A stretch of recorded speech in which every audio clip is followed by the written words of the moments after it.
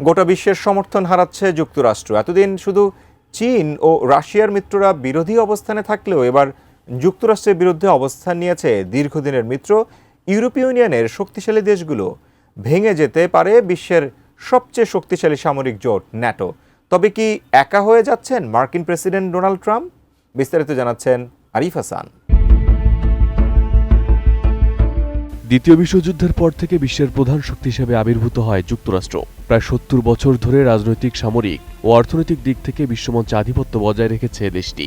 বিশ্বের বহু দেশের প্রভাব আজও দৃঢ়, যেখানে সামরিক হস্তক্ষেপ, পুতুল সরকার বসানো এবং বিদেশি নীতিমালায় প্রভাব বিস্তার হয়ে এসেছে।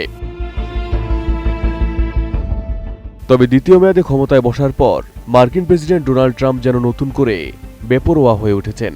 যাকে ইচ্ছা তাকে নিষেধাজ্ঞা দিচ্ছেন, করছেন অপহরণ, প্রয়োগ করছেন সামরিক হুমকি, আর বিভিন্ন দেশের ওপর চাপ বাড়াচ্ছেন শুল্ক আরোপের হুমকি দিয়ে।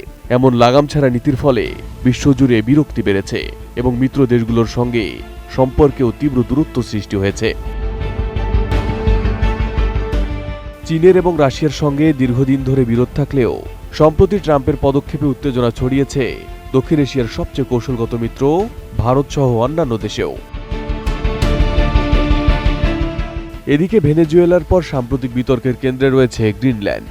ডেনমার্কের স্বায়ত্তশাসিত এই দ্বীপকে যুক্তরাষ্ট্রের নিরাপত্তার জন্য অত্যন্ত গুরুত্বপূর্ণ দাবি করে গ্রিনল্যান্ডকে যুক্তরাষ্ট্রের অধীনে নিতে চান তিনি।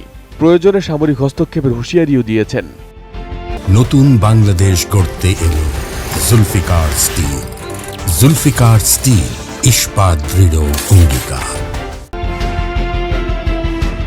ট্রাম্পের এই সিদ্ধান্তের বিরোধিতা করায় ডেনমার্ক সহ ইউরোপীয় দেশগুলোর উপর শুল্কের হুমকি আসছে। এর প্রতিক্রিয়া এবার যুক্তরাষ্ট্রের বিরুদ্ধে শক্ত অবস্থান নিয়েছে France, Germany, Sweden, Norway, Finland, Netherlands ও যুক্তরাজ্য। ট্রাম্প তার সিদ্ধান্ত থেকে সরে না দাঁড়ালে যুক্তরাষ্ট্রকে সামরিকভাবে জবাব দেওয়ার ঘোষণাও এসেছে মিত্র দেশগুলোর থেকে। ইতিমধ্যে যৌথ ইউরোপীয় প্রতিক্রিয়ার প্রস্তুতি চলছে। France, Germany, Sweden, Norway, Finland, Netherlands ও যুক্তরাজ্য অল্প সংখ্যক সেনা গ্রিনল্যান্ডে পাঠিয়েছে নজরদারি মিশনের অংশ হিসেবে। ম্যাক্রো ঘোষণা করেছেন প্রয়োজনে স্থল, আকাশ ও সমুদ্র পথে সব রকম সামরিক সরঞ্জাম মোতায়েন করা হবে। গ্রিনল্যান্ড ইস্যু কেবল বাণিজ্যিক নয়, সামরিক দিক থেকেও বিপজ্জনক। ডেনমার্ক সতর্ক করে বলেছে, যদি যুক্তরাষ্ট্র সামরিক পদক্ষেপ নেয় তবে ন্যাটোর ভিত্তি নড়বড়ে হয়ে যাবে। কারণ ন্যাটোর ইতিহাসে এমন নজির নেই যেখানে এক সদস্য অন্য সদস্যের বিরুদ্ধে শক্তি ব্যবহার করেছে। মূলত দায়িত্ব নেওয়ার পর থেকে ডোনাল্ড ট্রাম্পের লাগাম ছাড়া ও একক সিদ্ধান্ত ভিত্তিক পদক্ষেপ মিত্র দেশগুলোর মধ্যে তীব্র ক্ষোভ তৈরি করেছে এবং ন্যাটোর ভেতরে পারস্পরিক আস্থা দুর্বল করে তুলছে। চীন, রাশিয়ার সঙ্গে বিরোধের পাশাপাশি এবার যুক্তরাষ্ট্রকে দীর্ঘদিনের মিত্র ইউরোপীয় দেশগুলোরও প্রকাশ্য বিরোধিতার মুখোমুখি হতে হচ্ছে। এর ফলে বিশ্বের সবচেয়ে শক্তিশালী সামরিক জোট ন্যাটোর অভ্যন্তরে উত্তেজনা বেড়েছে এবং আন্তর্জাতিক অঙ্গনে যুক্তরাষ্ট্রের সমর্থন ক্রমেই সংকুচিত হয়ে আসছে।